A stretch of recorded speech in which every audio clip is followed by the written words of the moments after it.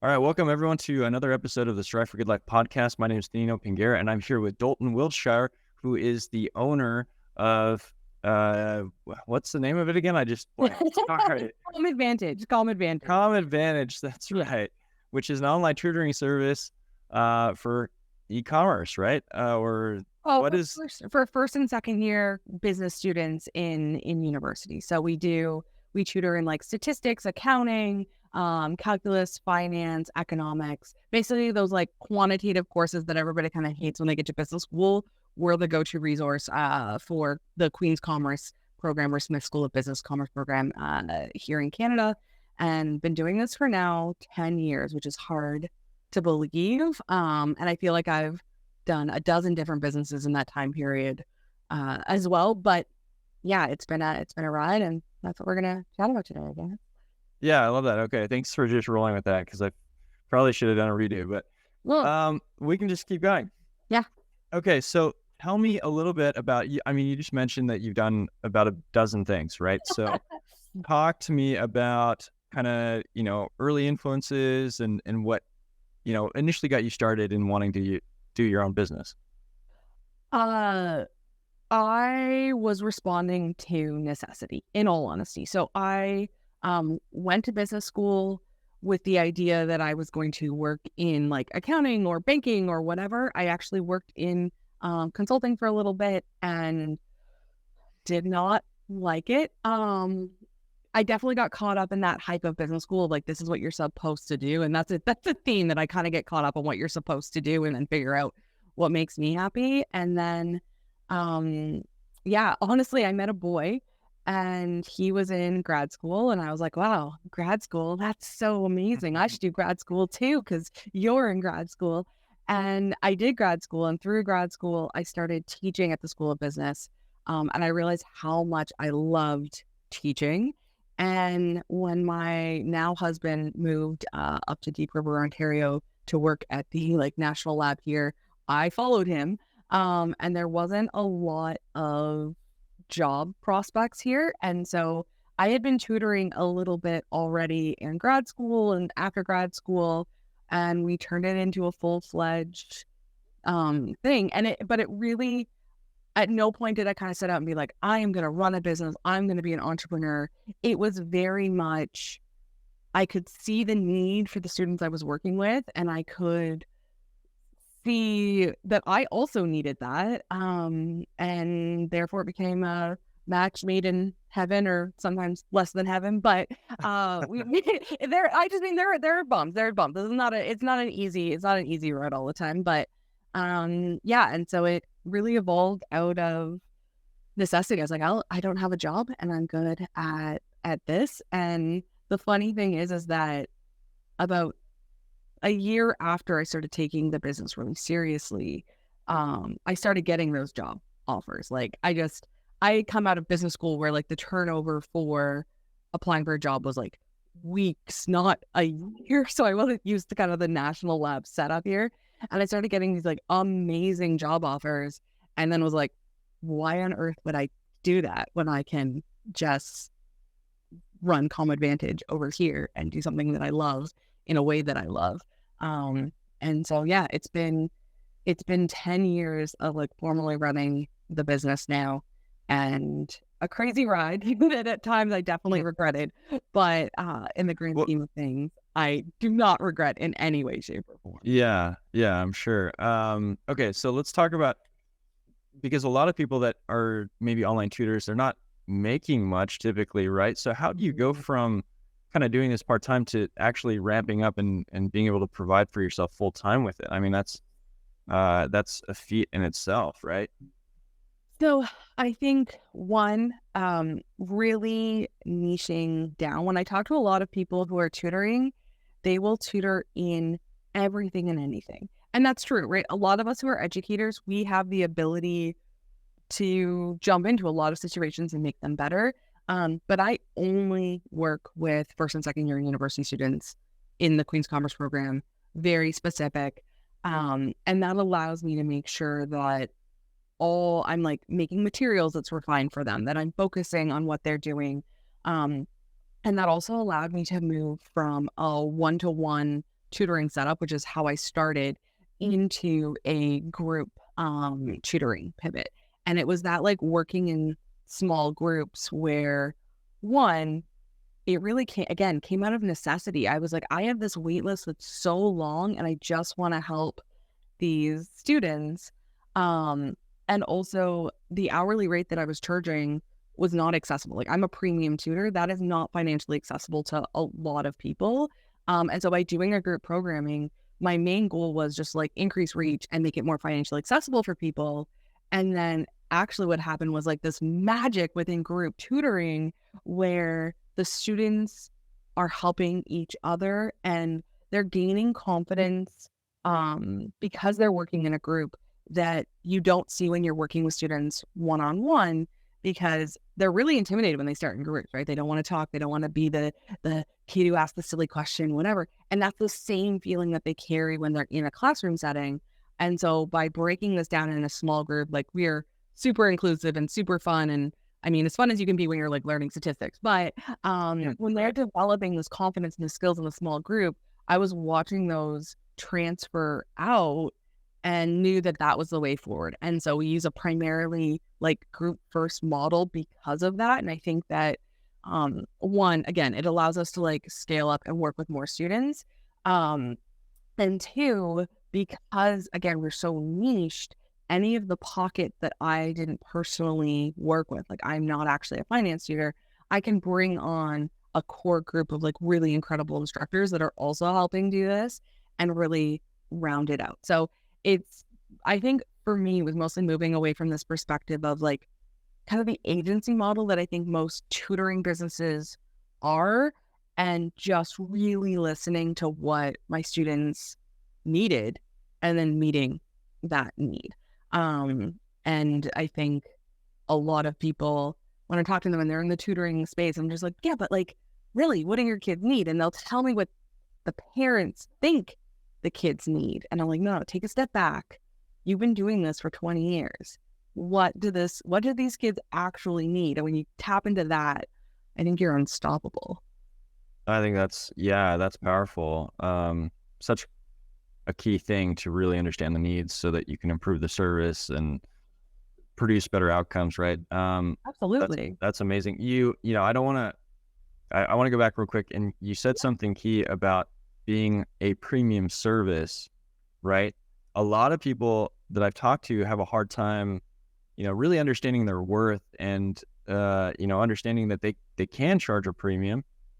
So I guess, you started from a kind of a premium price point. You didn't necessarily work up, right? So so the very first time I tutored, I still laugh back at this, I charged $10 an hour. Okay, so you did start. That was less than at the bottom. Okay. Wage. I did start at the bottom when I very first started tutoring.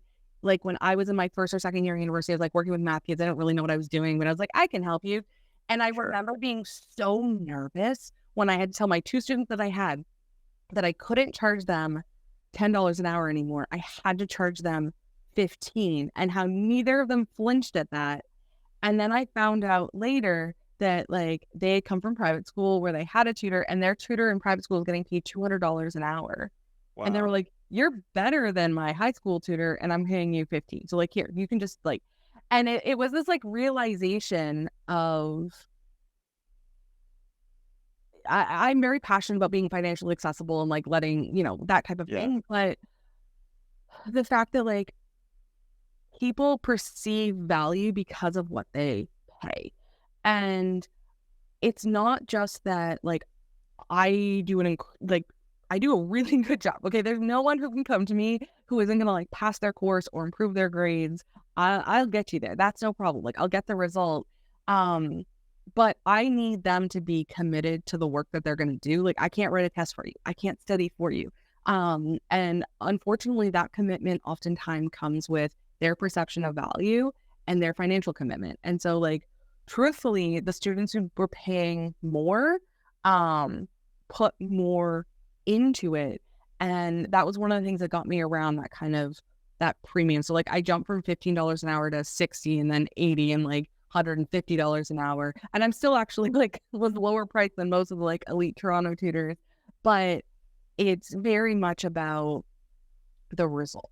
And if you are paying $30,000 a year in tuition and not passing this one class is going to hold you back a year, I used to feel bad about charging that $100 an hour for 10 hours. And really, $1,000 expense in the grand scheme of like a 4-year university education and the job offers and having to repeat the class and all of those things that can happen to it is minimal. But it actually took me some mindset work there to be okay with it. And very much like, it was this like, say a new number and see how people are.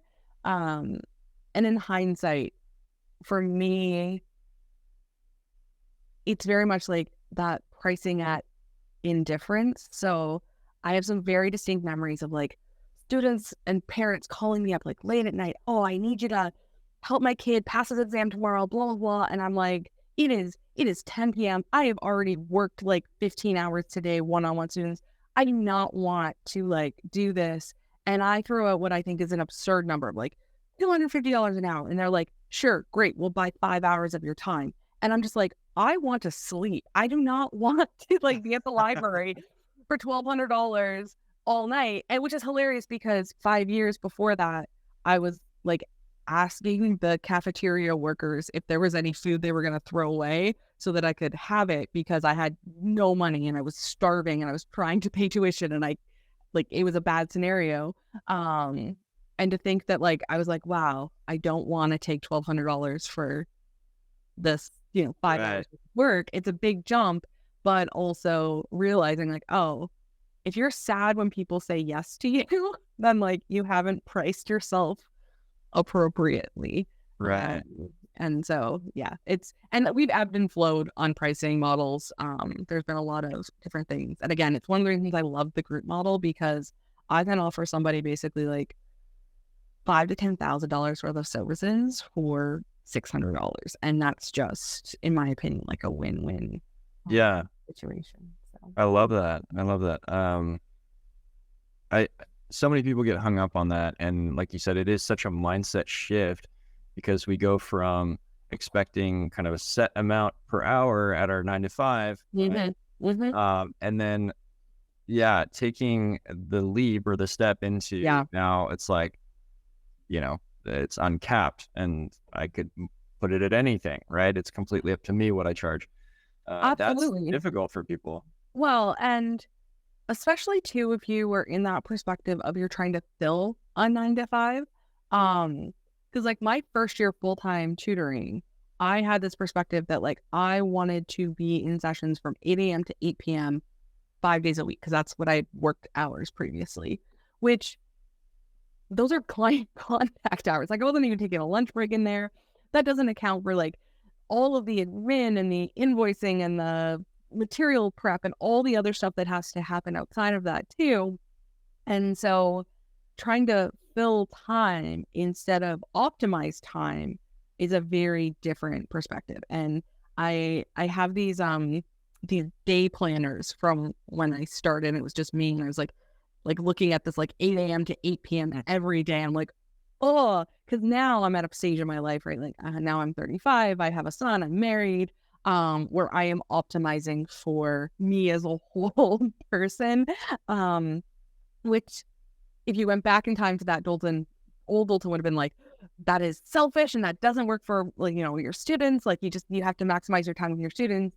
And truthfully, my students get a better service, a better product now than they did then because of that optimization. But in order to do that optimization, you do have to consider your pricing, right? Because it's not, you have to be able to live and live your life. Because if you are struggling to make your ends meet, you can't service your clients well, right? Like you're going to take on an extra client just because you need the money and it's going to deteriorate the service that you're providing to everybody else because you've overexerted yourself, or you're not taking care of yourself or your family or relationships. And so, I mean, I can only speak to like the client service style business where I know that I have to be in a good place in order to teach statistics in a really good way, in order to teach accounting in a really good way.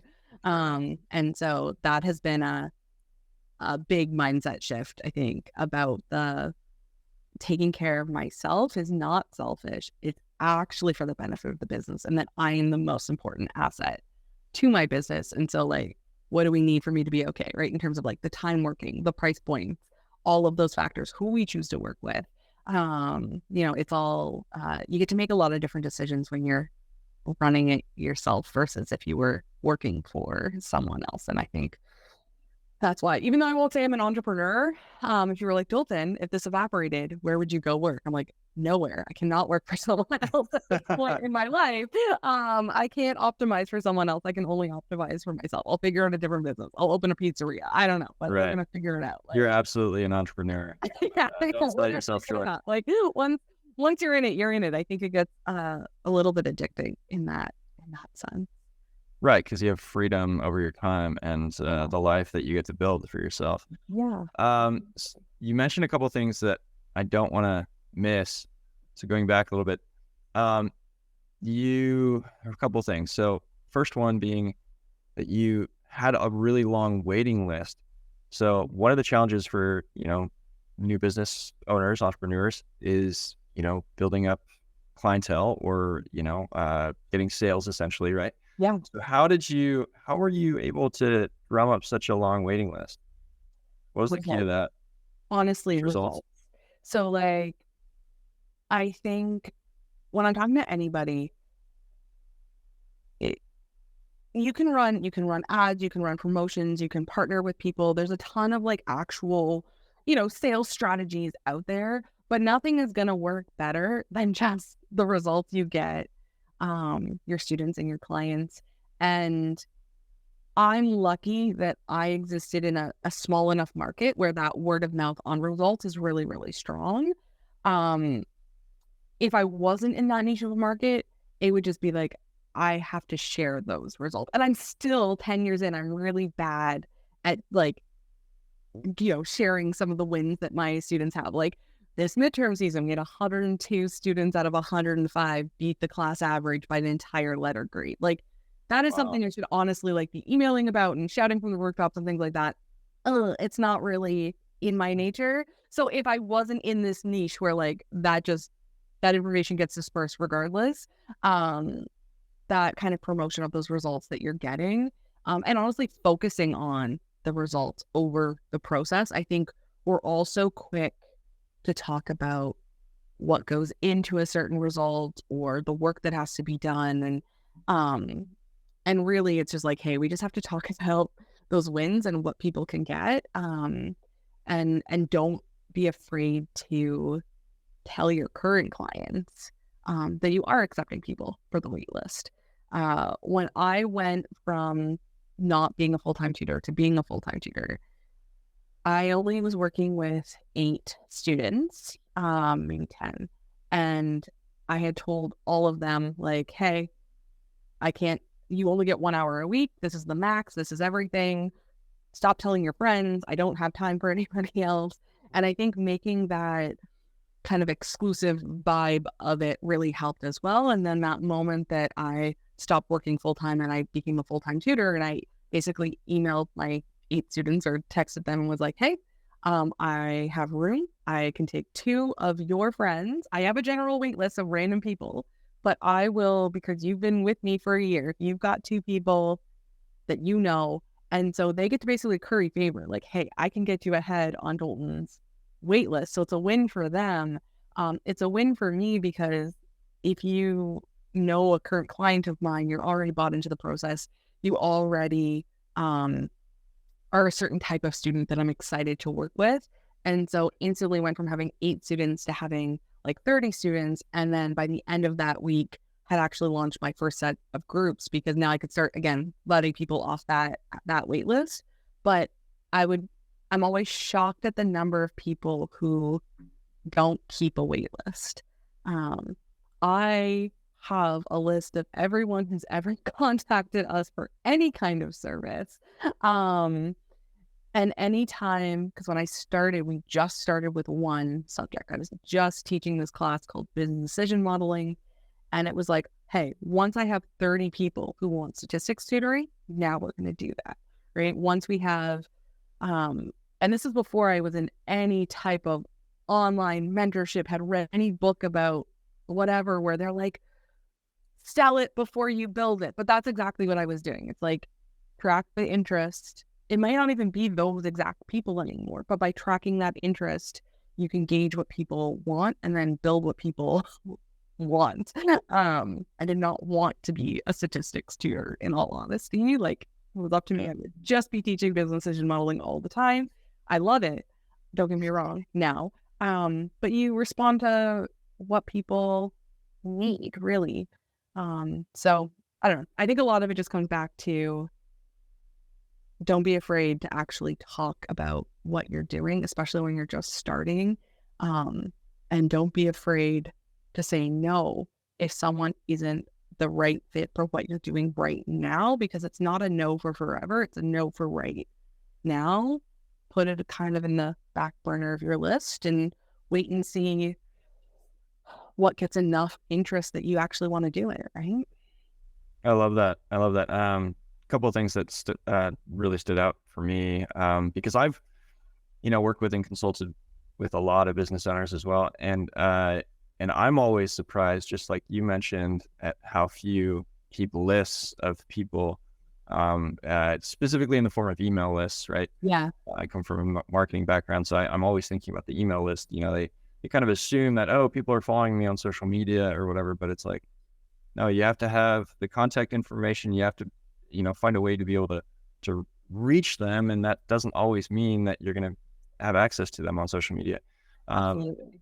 And I love that you brought up, I guess, getting the feedback directly from them to build the next thing. Oh, yes. How many people don't do that? Like that blows my mind. It's like, why are you not communicating with the people that are most likely to buy your product or service? It's like, people ask me sometimes, like, they're in the tutoring space and they're like, oh, like, what should I do next?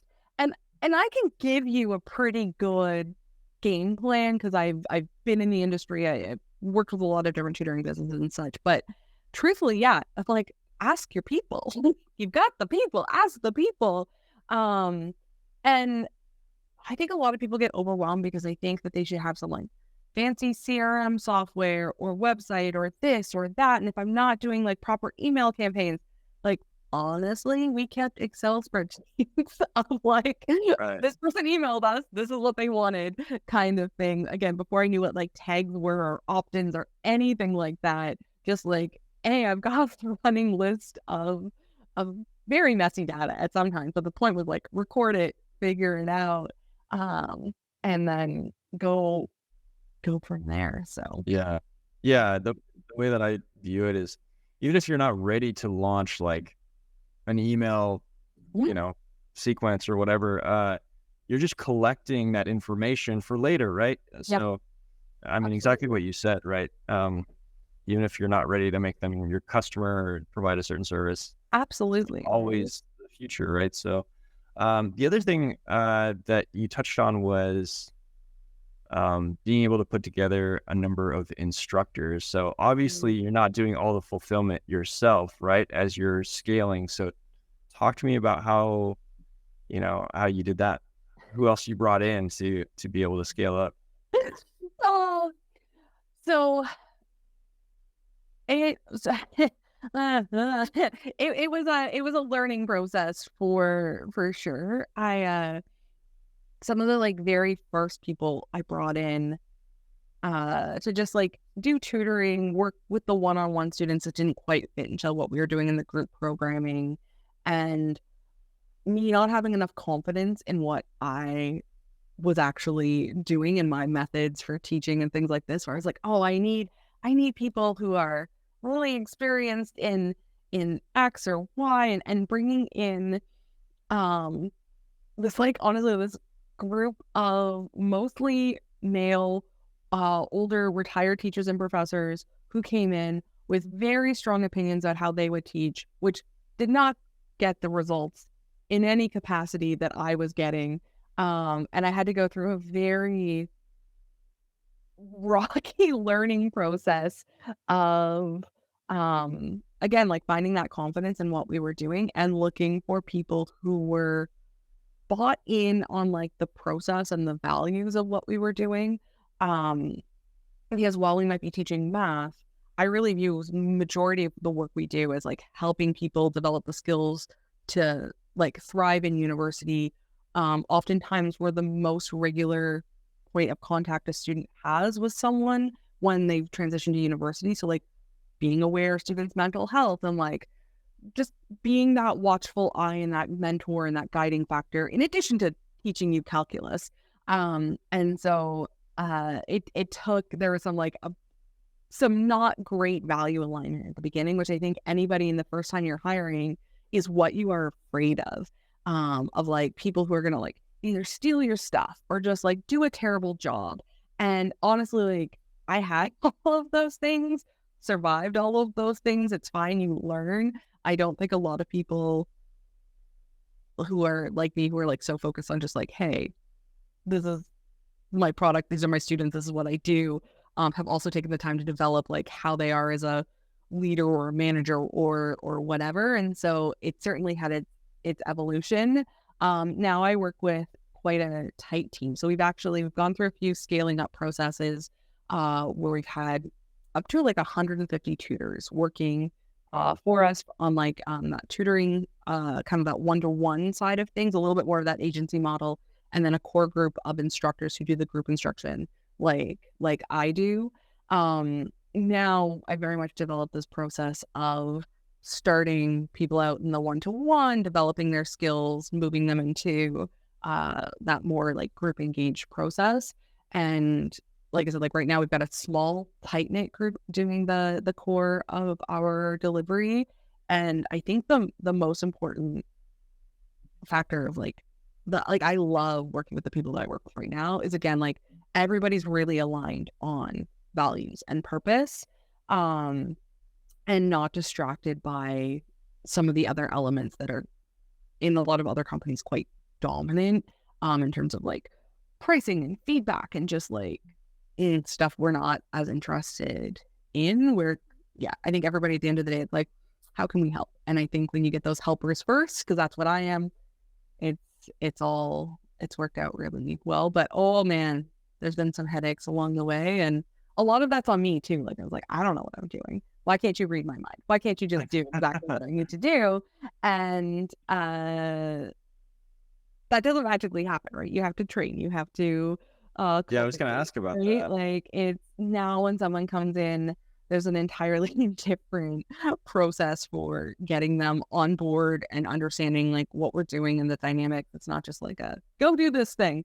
And yeah, but that took time to develop. And I think for better or for worse, my good trait is I'm always listening to feedback. So like feedback from clients, feedback from the people who I've brought onto the team who are like, I don't know what I'm doing. I'm drowning here. I need some help. I'm like, okay, we're in it. And so, yeah, now it's a much more kind of established process, but honestly still evolving, because we changed, like this year, I completely changed the model that we were like using compared to the last 3 years of being online.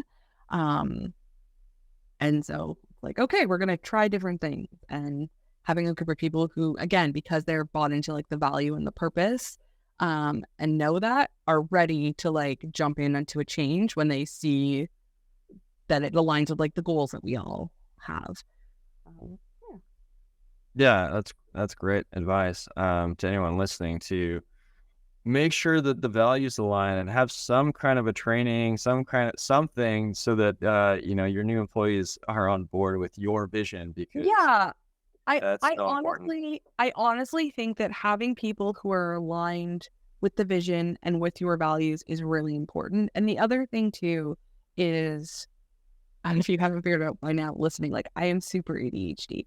That gives a lot of benefits in some way and a lot of drawbacks. So part of what I realize is like the people that I work with have to be a complement to how I work too.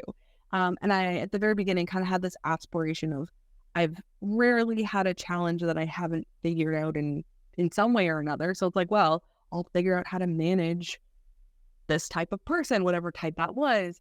And it's not going to happen. Like, I am who I am, and really having a good understanding of that sets everybody up for success, because there are some great people that I've worked with that we couldn't continue working together for the long term, just because the type of support, the type of feedback they need to really thrive is not what I can provide to them. And so that's an unfair kind of situation for them as well.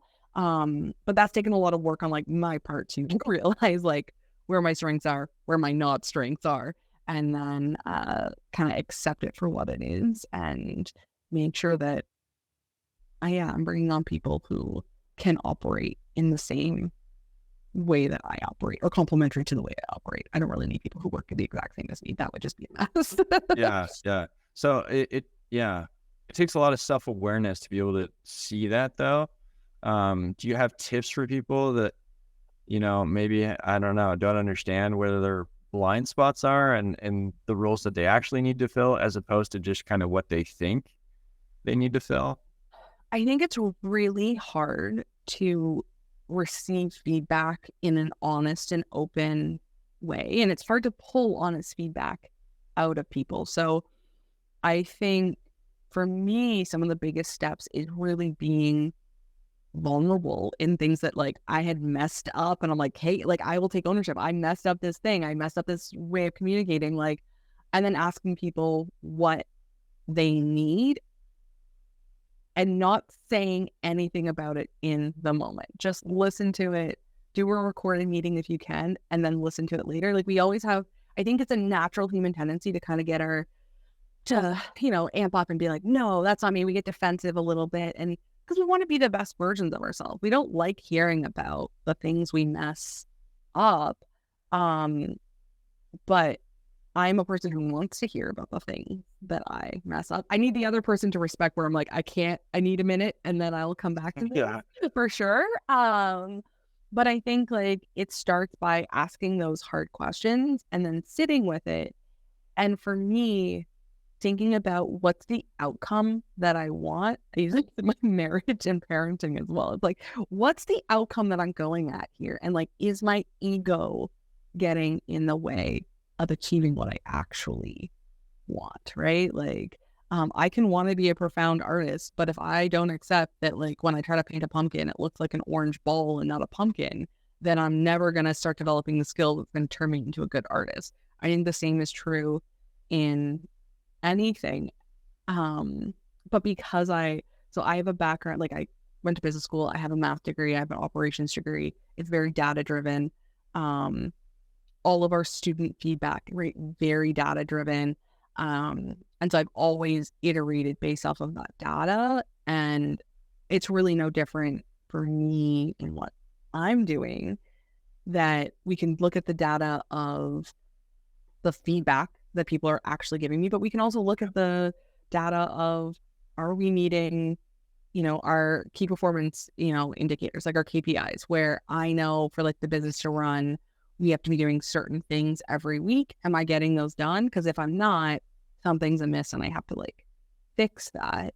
And so I don't know. I think you just got to figure out how you can take feedback and then dive into that. Like, yeah, that was very roundabout. I don't No, I love that. A lot of tangible advice there. No, that's perfect, because you can only improve if you're getting feedback, right? If you're exposing your weaknesses in a sense, and that takes a lot of vulnerability, like you said, and we absolutely allow our pride to get in the way of that. Our egos, absolutely. Gosh, so I think that's incredibly valuable if people can find a way around that. And I like your suggestions of doing a video recording, and then to think about it, rewatch it, take a step back and let those ideas kind of marinate in your brain a little bit, because it is easy to just get offended and get turned off, right? My wife and I have a lot of these conversations because, in a marriage that like. Oh, no, exactly. This is what I was saying. Like, I also do this in my marriage, right? Like, because I think, like, in the moment, true when you're having a conversation with your spouse, true when you're having a conversation with an employee or a contractor or a parent or a student or whatever, it's an emotional thing. And I think pretending that like it's not an emotional thing and that we don't have feelings and we're not human is not going to get you anywhere. And so in that moment, it is natural that you're going to like, one, latch onto certain things that people said or jump to those conclusions or just, have that emotional response. And so just like, in my marriage, like the go back, think about what was said, think about the intention, think about what I could do, reflect, think about the goals. Same thing with like business feedback.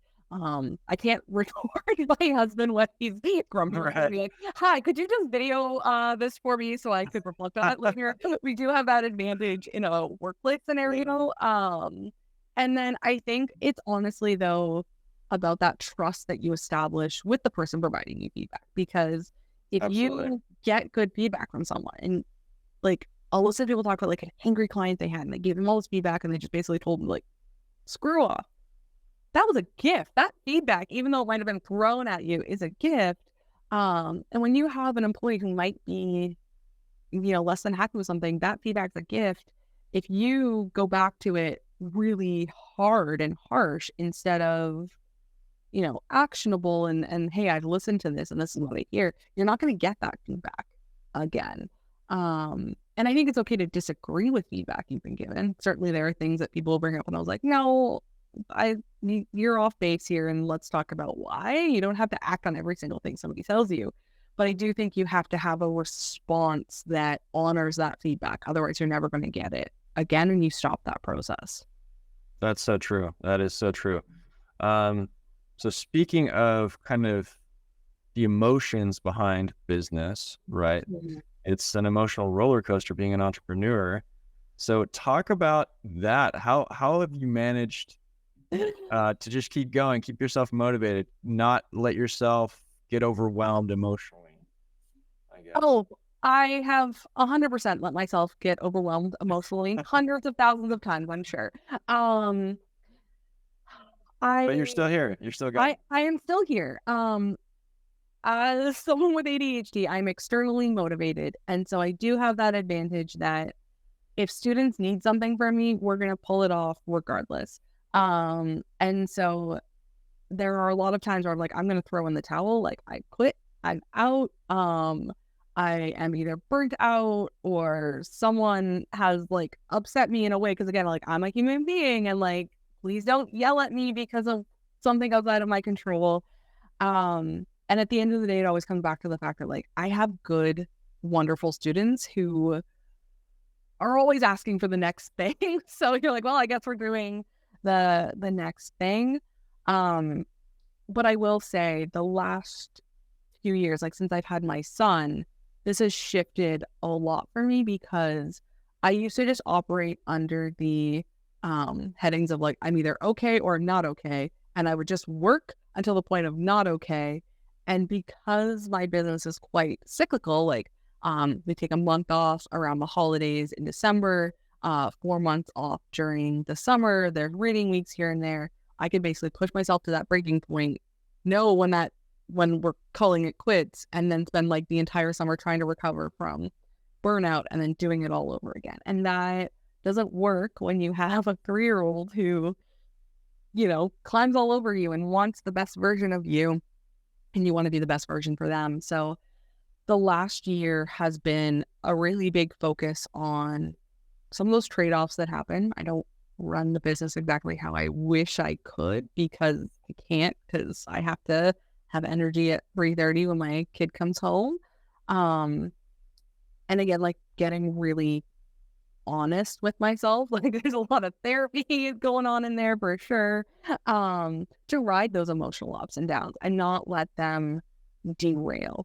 And I think for me, the big thing was moving away from this perspective that I had come out of business school and consulting and like traditional working of like when I was coming up as a female in like completely male dominated areas, like even like in operations for grad school, I was like the only female in North America in my area.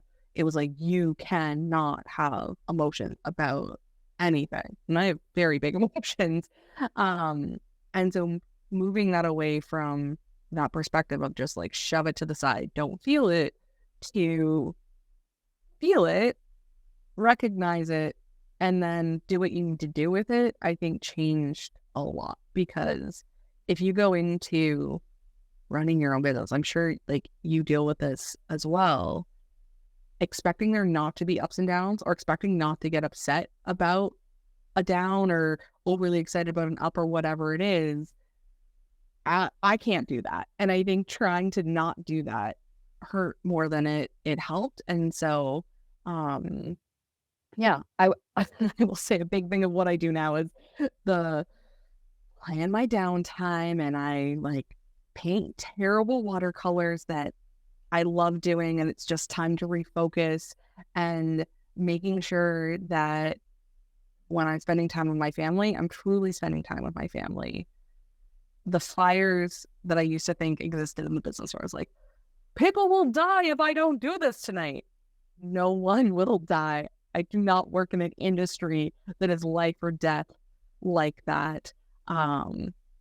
It's a calculus test. It's a statistics test. I will deal with it at 8 a.m. tomorrow.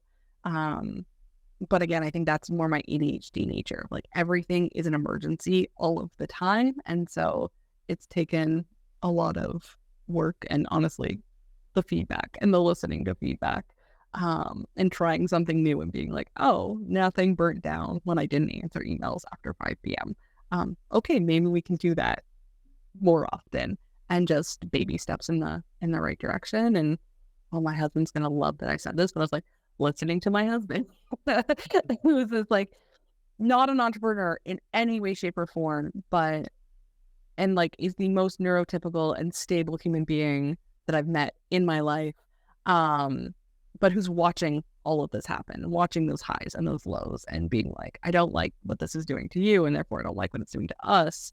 And actually listening to that, and then again acting on it, because I spent a lot of time in that like defensive. I was like, it's fine, you just need to like deal with this better, husband. No, we need to meet each other halfway. And yeah, it's a process. Like it's not, I don't think you can wake up and be like, oh, I'm just gonna handle everything beautifully today. Like, no. Your goal is just to handle it a little bit better than yesterday, and then hope that 5 years from now, when you look back, you're like, wow, look at all this progress. Look at this. This is amazing. Yeah, that makes sense. I think it's interesting. I mean, you have to have a lot of resilience as an entrepreneur, right? And so, like, to be able to ride the up and downs and figure out some kind of equilibrium. You're going to get punched a lot. Right. And in our last call, you said something interesting. You said that no one really believed in your business and in you being able to be an entrepreneur. So talk about the resilience that it takes to hear that and keep going. I think that characteristic of like hold my beer is something that I've had my entire life. I ended up going to the Smith School of Business literally because my guidance counselor in high school, because we were not in I went to a public school that, anyways, and she was like, you can't get in there. Like, that's where like top tier private school kids get into. And I was like, let me apply. I was gonna go into sciences. I was never gonna go into business. I literally only applied to that program despite her. I was like, I'm gonna prove that I can. And when I was in business school and people were like, girls don't really do consulting as much. Thankfully, that's not the rhetoric that happens today. But back in my day, I was like, again, hold my beer. Let me do this for better or for worse. And with the business, I started tutoring. Yeah, I don't think that there was a single person other than this other guy who tutored finance, and I tutored business decision modeling. Where we're like, we have something special here. And he's like, I knew it, he knew it, nobody else knew it. And again, like listening to your students or your clients or whoever you're working with, like if you can deliver results, you have magic there. It doesn't matter what anybody else says. it's there. And the first time I ran like something on a bigger scale, we made $10,000, which is more money than I had ever seen ever in my entire life, all at once. And 6 months before that, I quite literally was like, again, getting day-old discarded food from the cafeteria because I could not afford to eat, and the food bank like wasn't well funded where we were. And now I'm sitting here with $10,000 from running exam review sessions. And I was like, look, this is proof of concept. Like, look at this money. See, it works. And I thought that earning the money would prove to people that it worked, or being able to be like, look, here are 150 kids who showed up and loved it, that would prove that it was a concept that worked. And it took a long time. It took way longer than I really would have thought it would have for people in my life to kind of accept that it works. And even I joke that like, I'm not even sure my husband was fully on board that this was the long term, it's going to work, until I like rebuilt the business again in COVID with a baby. Like, we'll figure it out.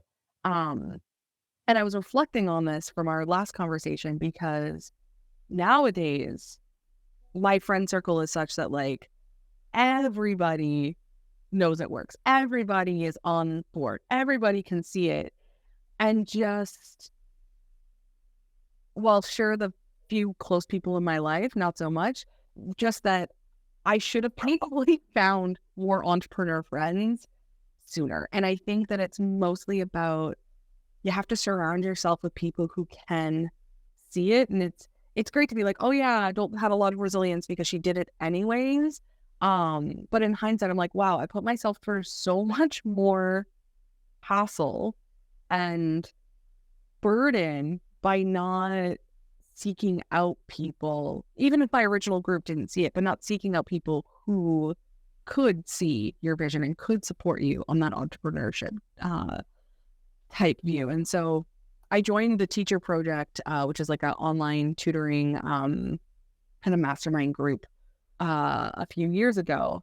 And what I get out of that group is the fact that like everybody can see it. Everybody knows, like everybody's a tutor, everybody's online, everybody knows how it can work.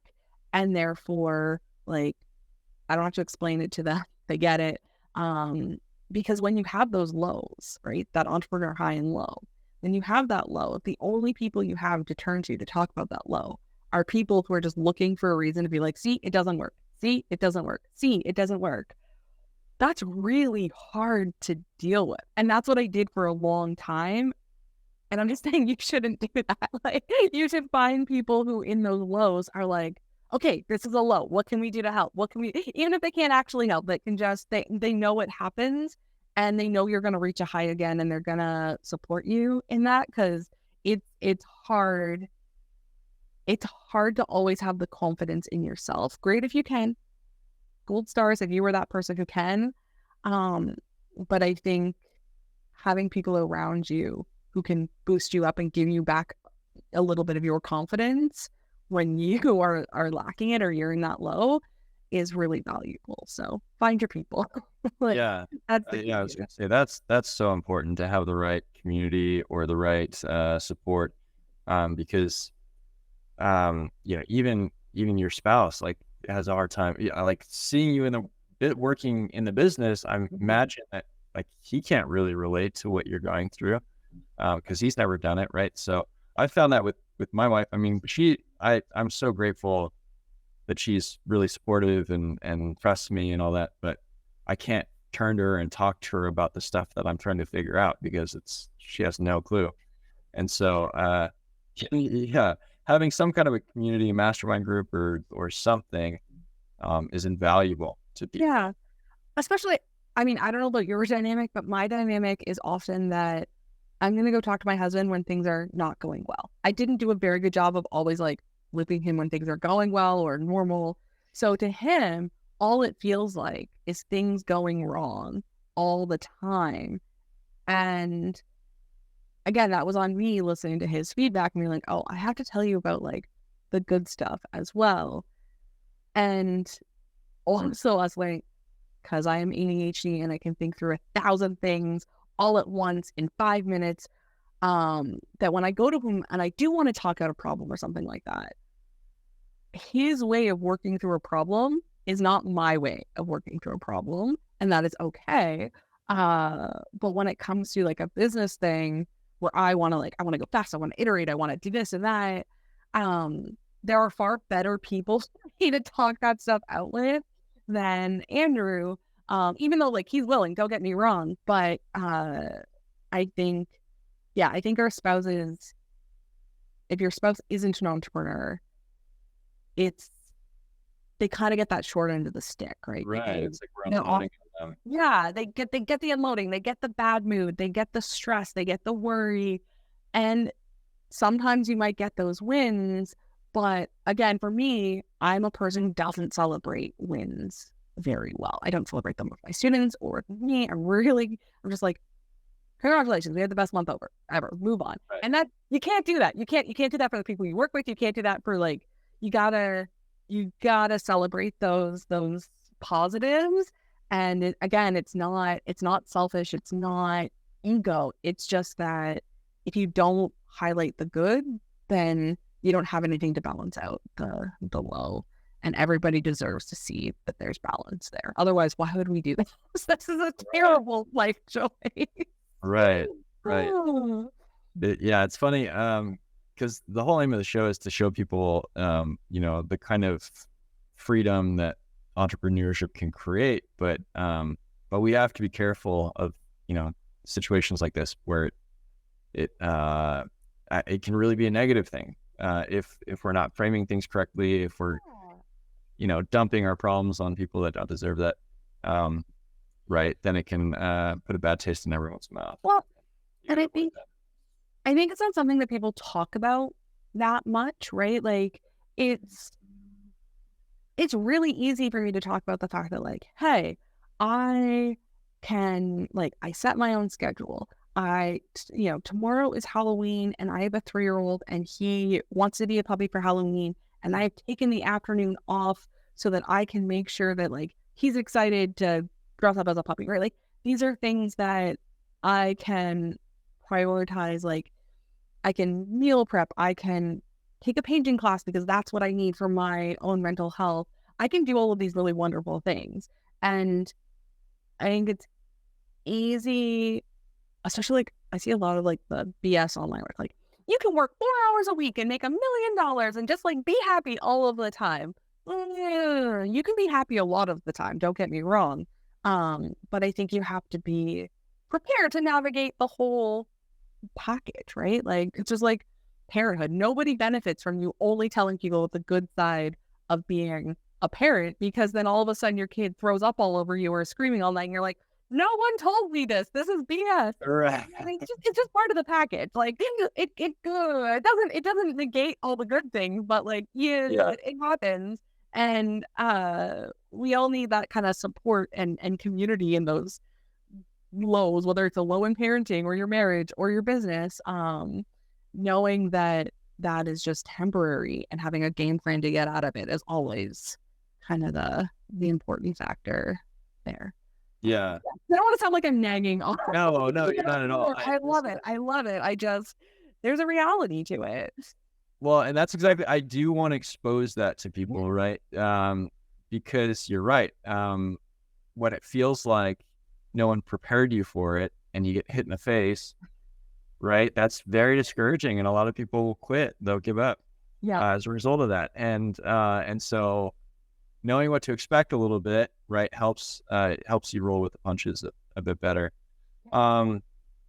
I didn't realize we're pretty much out of time. I want to be respectful of your time, of course. Where can people connect with you? So I'm on Instagram at CommAdvantage, COMM Advantage, because the commerce courses are COMM. Or on our website, you can check us out. Like I told you, I was like, there's nothing to sell. Nobody come at me for like business advice or anything like that. If you're an online tutor, I'm going to send you to Elliot at the Teacher Project. Like I can't help you. He can. I think that there's such a beauty in entrepreneurship and just in figuring out yourself and the value you deliver. Because I think one of the things that has been by far the biggest like mindset of anything is like, I am not working for one person or that chain of command where I'm waiting for my manager to like tell me I did a good job because their manager said I did a good job because the director noticed who I was, like, oh, thank you. Where instead I get to look at like, you know, right now we work with 1,000 kids. And though I know that like we're improving all of those students' lives, and I get to see that and feel it on a daily basis. And that's magic. And so I will say, like, to anyone who's considering, oh, I want to start a business, I'm a little bit nervous, whatever, don't worry about the business side of things. Like, I watch a lot of people like, oh, I got to set up this corporation, or I need to get this or that, or whatever it is. Do you have people that you help, or do you have a product or a service that actually like does what it needs to do? Great. Focus on that, because if you keep that focus, the rest of it's gonna happen pretty organically, right? Like, at the end of the day, can you deliver results, and then can you tell people about those results? If you can do those two things, congratulations. The rest of entrepreneurship is like, someone will build your website, someone will help you, like, whatever. No one can help you actually like know your clients and know your results and know yourself. Like, that's on you. The rest can be figured out. And so my perspective has always just been like, hey, if I'm thinking about my students first and I make good decisions for them, I'll figure out the rest along the way. I will say it shifted to, I need to make good decisions for them, good decisions for me, and the rest I'll figure out along the way. And so, yeah, that's been the takeaway. So thanks so much for chatting today. Yeah. Thank you for being on the show. That's a perfect note to end on, because, you know, we need that reminder as often as we can get it, that it's not just about the money or the logistics of running your business. It's about the value and the service that we provide. And if we continue to focus on that and improve that, then the rest follows. Yeah.